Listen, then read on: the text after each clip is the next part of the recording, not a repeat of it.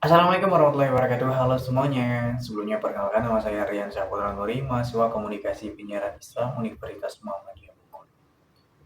Nah, kali ini saya akan berbagi kepada teman-teman tentang mata kuliah komunikasi antar budaya di era digital atau di era internet gitu.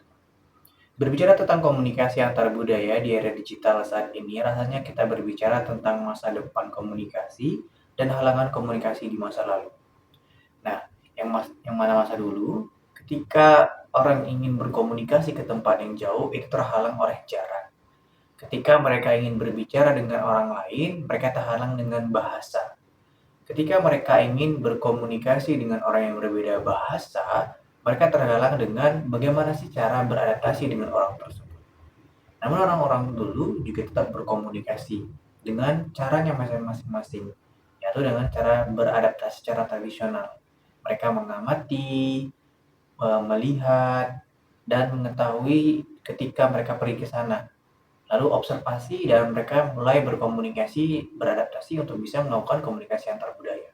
Namun sekarang itu semua bisa dilakukan dengan mudah dengan adanya teknologi di era digital. Namun ketika kita berbicara tentang komunikasi, maka hal yang pasti akan dipikirkan adalah aspek-aspek dalam terciptanya komunikasi. Nah, seperti yang dikatakan oleh teori dari Laswell, why what in which channel to work with what effect. Nah, di sana banyak komponen-komponen dalam membangun komunikasi.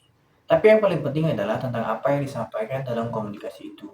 Pada intinya, orang yang berkomunikasi ingin menyampaikan pesan, menyampaikan ide, gagasan.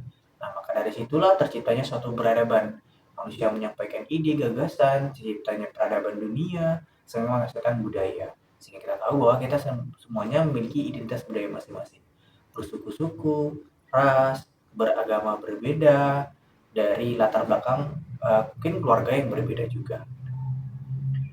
Namun hal latar belakang keluarga ini dasar dari budaya. Disinilah pentingnya kita untuk mempelajari dari komunikasi antar budaya.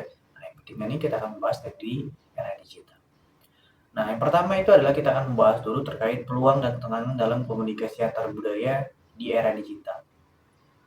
Nah, dengan adanya kecanggihan teknologi pada saat ini, pada tahun 2025, apalagi adanya AI, budaya bukan lagi menjadi penghalang. Dan budaya bukan lagi menjadi identitas yang membuat mereka untuk tidak berkomunikasi dengan orang lain.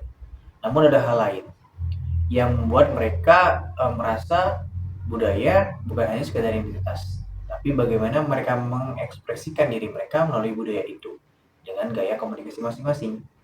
Penelitian oleh Tantri Widiantri dan kolega pada tahun 2020 mengungkapkan bahwa teknologi informasi komunikasi memungkinkan interaksi lintas budaya yang lebih mudah, cepat. Namun tantangan ini seperti perbedaan persepsi, stereotip budaya tetap ada, yang dapat memperburuk ketegangan antara kelompok. Pentingnya literasi digital dan kompetensi antar budaya ditekankan untuk menciptakan komunikasi yang efektif dan harmonis di dunia yang semakin terhubung. Dari jurnal Media Journal. Nah, jadi di sini menurut pendapat saya, dari beberapa hal yang terjadi dengan adanya di era digital itu seperti memiliki adanya peluang dan tantangan. Nah, peluangnya apa dengan adanya teknologi saat ini? Yang pertama adalah komunikasi itu bisa lintas budaya melalui internet. Kita bisa berkomunikasi tempat yang jauh, dekat. Orang yang jauh bisa komunikasi dengan orang yang lebih jauh lagi. Walaupun terhalang dari bahasa dan lain-lain. Yang kedua adalah kita bisa mendapatkan akses informasi yang mudah. Kita bisa tahu informasi dari budaya orang lain melalui internet, melalui platform media sosial, ataupun juga konten-konten. Kita bisa tahu tanpa harus pergi ke sana dan bertanya langsung kepada mereka. Nah, selanjutnya adalah terbentuknya komunitas-komunitas berdasarkan budaya mereka masing-masing. Nah, ini saya bahas tadi tantangan juga.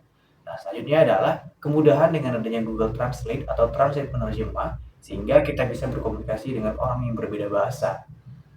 Kemudahan kita untuk melakukan komunikasi, biarpun tidak semua Google Translate menyediakan terjemahannya masing-masing, atau mungkin yang bahasa daerah mungkin belum ada terjemahannya, tapi bahasa kenegaraan itu kan udah ada gitu.